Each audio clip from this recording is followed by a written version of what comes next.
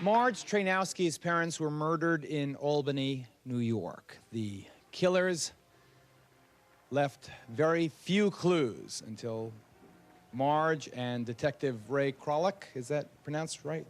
Ray? Okay. Close. Okay, close enough, okay. Went to psychic Noreen Renier. Ray, incidentally, was a detective for 25 years in Albany. Now he works investigating organized crime with the Mid-Atlantic Great Lakes Division. What is the Mid-Atlantic Great Lakes Division? It's Mid-Atlantic Great Lakes Organized Crime Law Enforcement Network. It's a company of the Department of Justice, funded by the Department of Justice, which it brings police agencies together on certain cases, and we provide certain amount of fundings and training. Now, is it fair to say that you were stymied in this case, Detective? Well, we just about ran out of leads after 2 years of investigation. Before I talk to Marge about bringing in Noreen, I'd just like to know what your attitude was toward psychics prior to your getting involved in this case. Well, I had my doubts. I worked with a few psychics in the past, still had my doubts. I was kind of a skeptic. Marge, how about your feelings? I was very pleased that they brought Noreen into the case. She proved to be a very good investigative tool for us. All right, so I know that this is the difficult part, but I want you to give me, in a brief way, what happened to your parents, to Jake and Dora. May 15th, 1986, I had called my mother on the phone. During the course of that conversation, intruders broke in and... So you were actually on the telephone? Yes, I was. And they shot my mother and father. Did you actually hear the shots on the phone? Yes, I did. My goodness. So, tell us what happens then. I called the police department, which they were there within 5 minutes, and by that time the intruders had left. Okay, Lieutenant, you want to pick up the story? What happened with the traditional law enforcement investigation? Well, as law enforcement goes, if you don't catch it within the first 72 hours, the leads start to get cold. As the days and months went by, the leads were getting colder and colder and colder.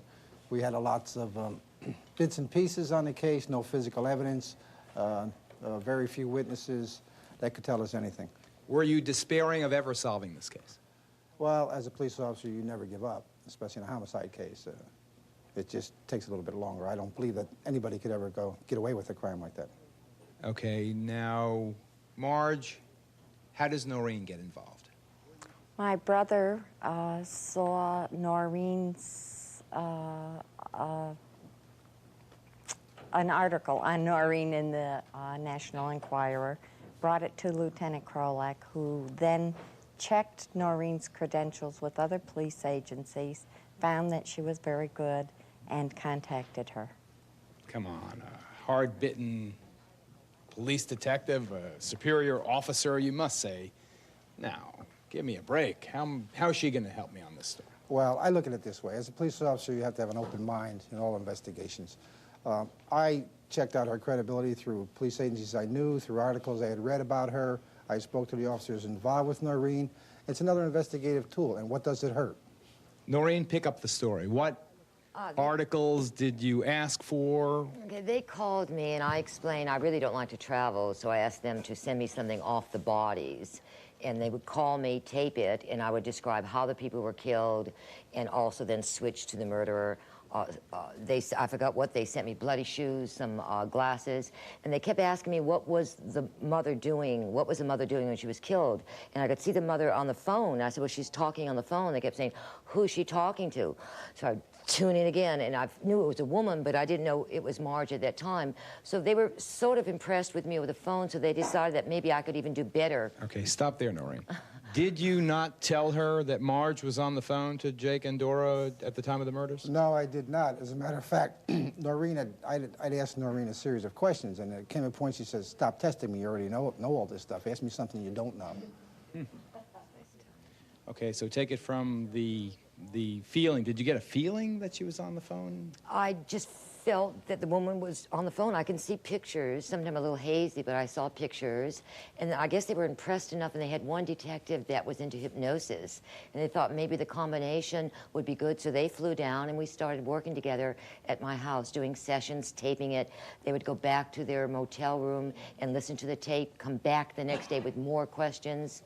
Tell us now what exactly the key lead was that you managed to develop in the case. I'm not good at that because I almost forget immediately what I've said or what I've done. So they would have to give the information. I know from what they've told me a few things, but... Pick up the story, Lieutenant. Well, I've got to say this. Psychics don't solve crimes. If they did, you wouldn't need police, obviously. Psychics give clues and pieces of a puzzle that you have to put together. And what Noreen did, she more or less reaffirmed what we knew previously, but not as much. Noreen described the crime scene like she was standing at the crime scene. She described the description of the victims like she knew them, like she knows me. She described the killer. I presented her with 10 photographs, and she picked out the killer's picture. She also told us where the killer went after the crime, and that fit exactly into where the alibi was. It made us regenerate our way of investigation and to start looking over other things we missed. Now, 3 men stand accused of those 2 brutal homicides. That's correct. What evidence do you have to support Noreen's findings and your own work? As far as what type of evidence do you mean? Will you be presenting in the trial? Well, none of this evidence that's used with psychics is admissible. It just gives you Do you more have a clues strong than- case? I believe we do, yes. Do you believe you'll get 3 convictions? Yes, I do. But Marge, is it not a fact that one of these 3 suspects is your own son? Yes. Another handyman who had previously worked for your parents? He was a friend of my son's. Marge, are you confronted now with the incredible dilemma that the psychic has apparently fingered or helped to accuse your own flesh and blood of killing your parents, his grandparents? She did not do that. She did not finger my son. She did finger the other 2. Do you feel your son is innocent? Yes, I do. Obviously, Lieutenant, you feel differently. Exactly, I feel differently because I know the case, and I would also like to mention that during the session with Noreen, Noreen had mentioned that a family member had brought the killer to the house. Also, You said that. Yes. That's correct. Isn't that spooky? I mean, that's incredible. He was there to do some work, in which we know, in fact, he was. So, Marge, do you feel that perhaps your son was an unwitting accomplice at the very least? They know that my son was not present at the time, and But of course, he doesn't have to be present to be Correct. charged with the crime if he's a Absolutely. conspirator. that's correct.